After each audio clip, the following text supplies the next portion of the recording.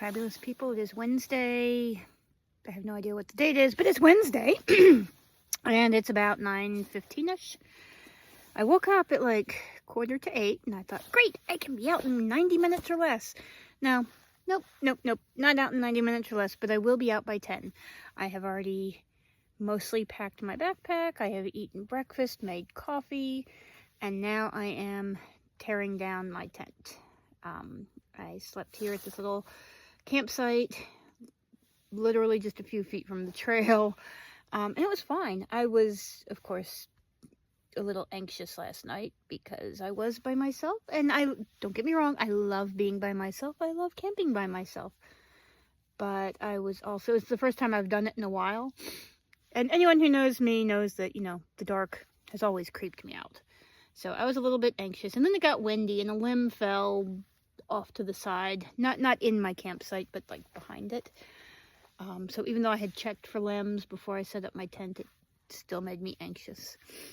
And then, you know, I realized at some point during the night, I stuck my hand in my pocket and realized I had a random baby wipe in there. And I'm like, oh crap, I'm gonna die because the bear's gonna smell the random baby wipe I have in my pocket. Spoiler alert, did not die. And if anything came to my camp last night, I didn't know it. My bear bag was in one piece. Everything was fine.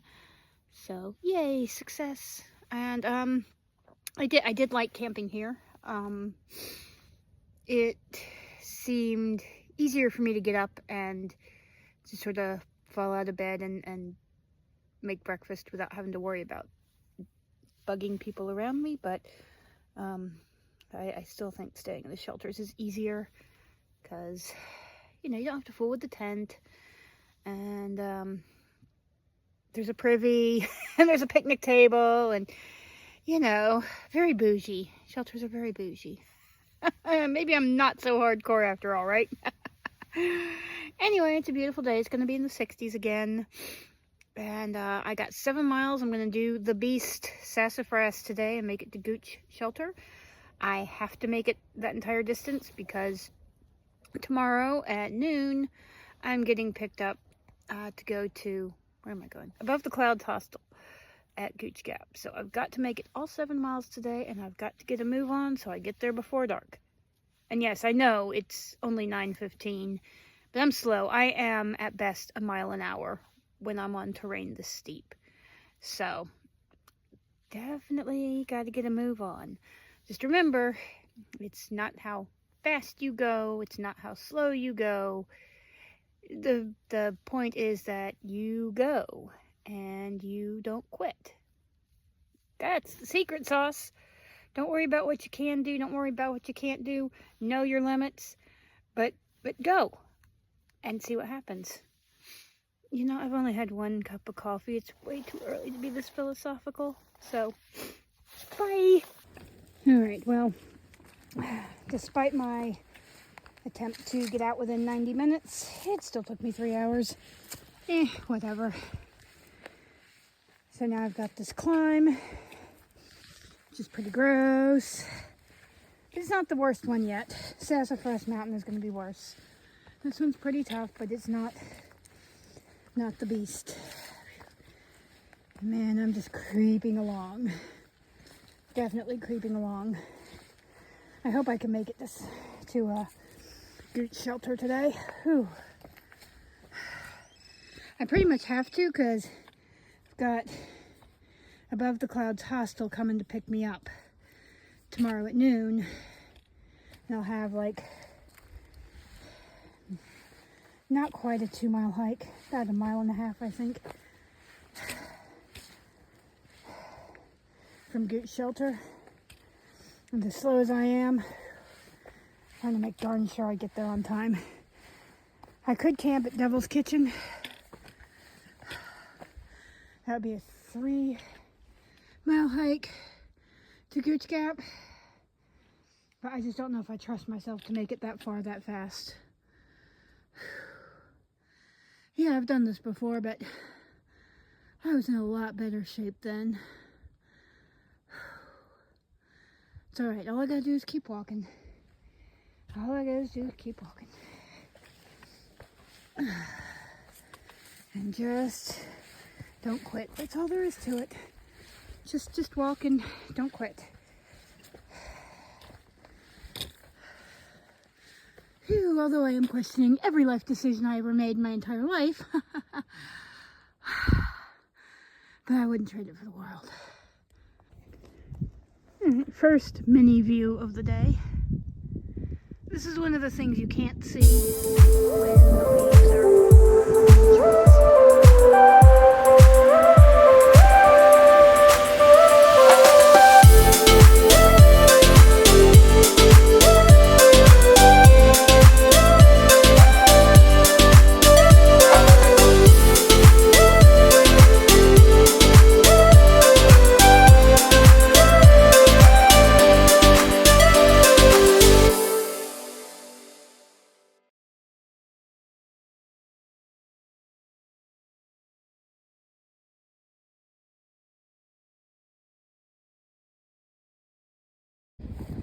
Okay, so the last video clip I did, the sound is pretty horrible.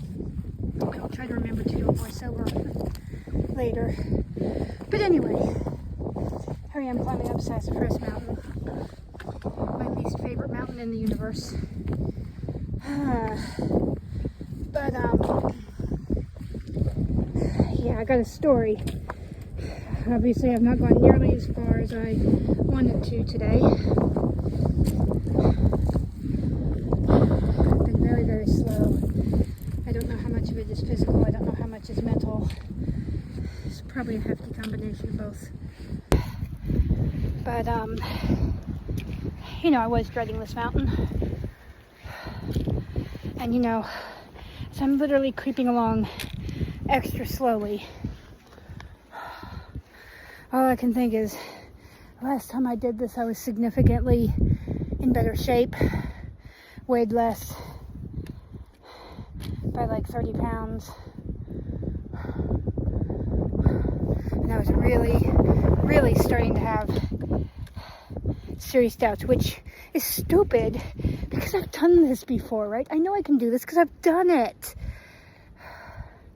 But in that moment, I was having so many doubts, like this was stupid. I should have waited a year. I should have trained more.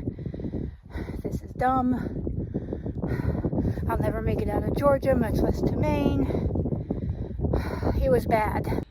And then, of course, between Hawk Mountain Shelter and Cooper Gap, you know, there's no water. You fill up there, and here's some pretty rocks for you. ADHD squirrel. Anyway, there's no water. It's like 6.8 miles to the next water source. And, you know, I had 2.5 liters of water when I started this morning. I was down to one 20-ounce bottle when I'm coming down whatever that mountain is before Sassafras, going down into Horse Gap. Stopped and had lunch. And I was like, please God, let there be water. Let there be water at this gap. Okay, because fun fact, in 2021, I sprained my wrist coming out of Hawk Mountain Shelter. And at the time I was using a pack with a water bladder for my water.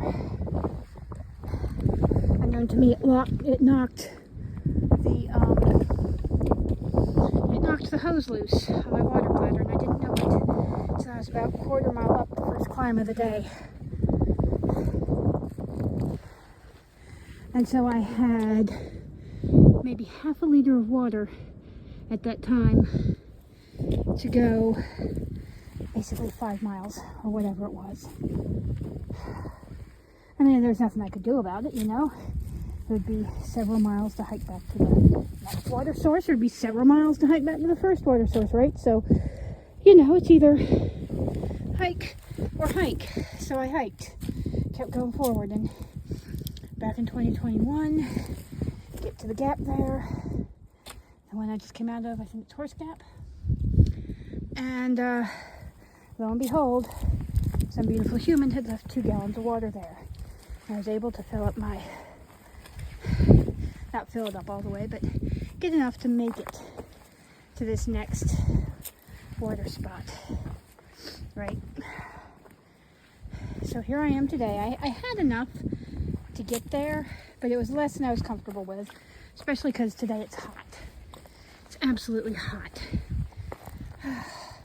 And I'm praying and I'm saying, God, please let there be water. Because in my head, you know, the core memory has been etched in there. Horse Gap equals mystery water. And I'm telling myself, no. Water does not mysteriously appear when you need it twice in a row. Oh, me of little faith. Right? As I turn the corner, trudging down this mountain into Horse Gap. As soon as I turn this corner, who do I see but Max Forrester, a legendary trail angel, and literally an answer to prayer. So all of a sudden, hiking didn't seem so hard anymore. All of a sudden, I wasn't trudging. I was walking more quickly, which, you know, granted, for me, that's not much of an increase, but still. All of a sudden, I was still crying, but it was tears of joy. And all of a sudden, everything was all better. Everything was all better. I got down there, he had water, he had granola bars, and he had candy. And he had smiles and encouragement and stories. And then a bunch of the heroes from a warrior expedition came down into the gap. There were several of them. And a warrior expedition, similar to One More Day on the AT, they sponsor people's through hikes. They do it for war veterans. So there were 6 or 8 of them, I think. There was a bunch of them that came trickling through. And so not only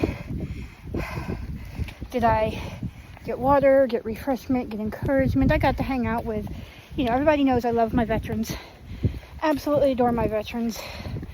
Love our military. You know, most of my life has been spent doing things to help support and encourage deployed service members, much in the same way I do with hikers now. So the 2 greatest loves of my life, you know, serving people on the Appalachian Trail and serving our military in one way or another.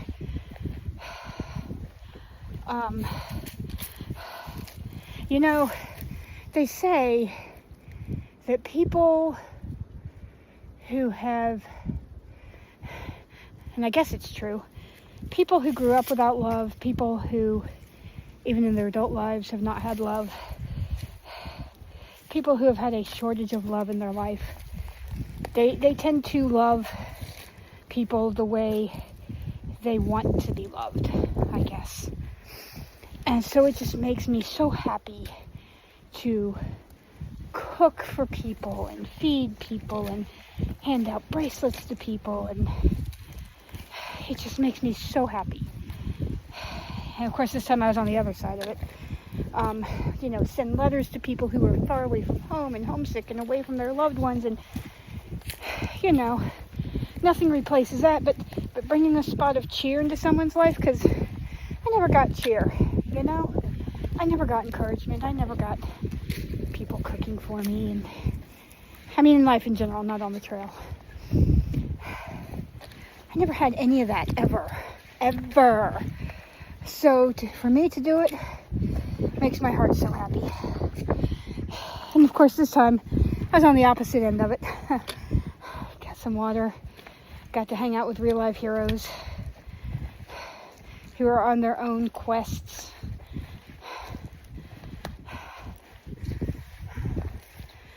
Who are fighting, you know, fighting demons far more evil than I could ever imagine.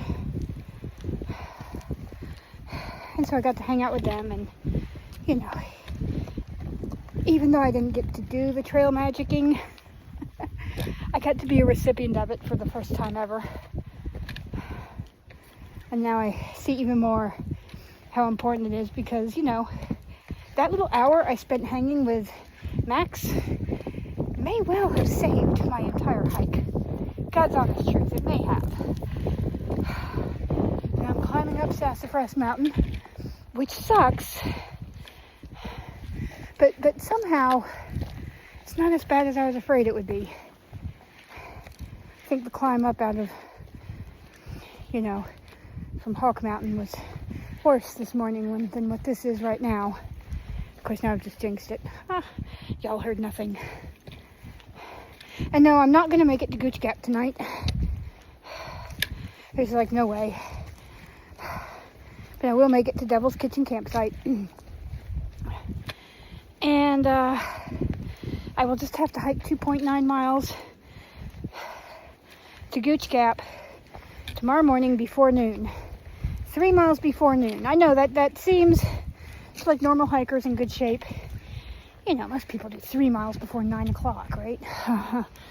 If I can manage 3 miles before noon, it will be slightly miraculous.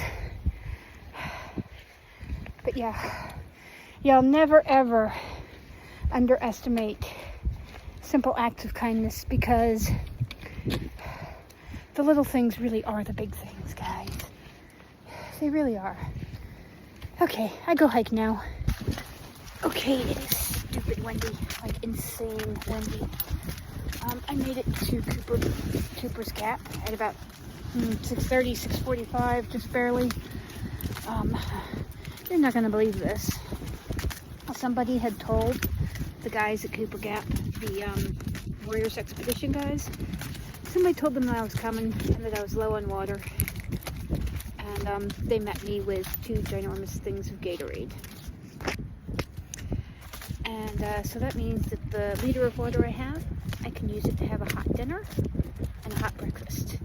And I will have enough hydration to last until my shuttle driver picks me up here at 1 tomorrow to go to Above the Clouds. I was going to try to hike to Gooch tomorrow, but I'm just beat. I'm beat. I don't think I have it in me. It's going to be cold, it's going to be windy, it's going to be rainy, it's going to be gross. I would just rather stay in my tent tomorrow, hang out, and then pack up just before the folks from Above the Clouds pick me up. So yeah, so this day has been full of miracles. There was Max Forrester, there was words from my favorite human back home, there were Gatorade from actual little heroes. I'm surrounded by, sitting here in my tent, like 6, 8, 10 veterans around me. I need to say I am safe, right? I am hella safe. I mean, I'm always safe out here, but I'm extra safe tonight. So yeah, you know, they say the trail provides, and it does. God provides. The Appalachian Trail is magic, and its people are the deepest magic. I will say that till the day I die, because it's true. But yeah, I have like 15% battery, so this is the last you'll hear from me until sometime tomorrow afternoon.